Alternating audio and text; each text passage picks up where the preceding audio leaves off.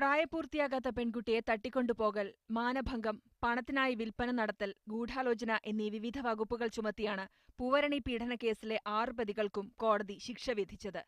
ഒന്നാം പ്രതി കോട്ടയം അയർക്കുന്നം സ്വദേശി ലിസി റോയിക്ക് 18 വർഷം തടവും 4 ലക്ഷം രൂപ പിഴയും ചുമത്തിയെങ്കിലും ഒരുമിച്ച് അനുഭവിക്കേണ്ടതിനാൽ 7 വർഷം കഠിന തടവാണ് അനുഭവിക്കേണ്ടത്. 2, 3, 5 പ്രതികളായ തീക്കോയി സ്വദേശി ജോമിനി, അയർക്കുന്നം സ്വദേശി ജ്യോതിഷ്, കൊല്ലം തൃക്കരുവ സ്വദേശി സതീഷ് കുമാർ എന്നിവർക്ക് 6 വർഷം തടവും 1 ലക്ഷം രൂപ പിഴയുമാണ് ഒടുക്കേണ്ടത്. കേസിലെ 4, 6 പ്രതികളായ പൂഞ്ഞാർ സ്വദേശിനി തങ്കമണി, തൃശൂർ സ്വദേശിനി രാഖി എന്നിവർക്ക് 4 വർഷം കഠിന തടവും 40,000-ഉം 35,000 രൂപ പിഴയുമാണ് ശിക്ഷ വിധിച്ചത്. കേസിൽ 5 പ്രതികളെ തെളിവുകളുടെ അഭാവത്തിൽ ഇന്നലെ കോടതി വെറുതെ വിട്ടിരുന്നു. 10ാം പ്രതി ഉല്ലാസ് കുമാർ വിചാരണവേളയിൽ ആത്മഹത്യ ചെയ്തിരുന്നു. 127 സാക്ഷികളെയാണ് വിചാരണവേളയിൽ കോടതി വിസ്തരിച്ചത്.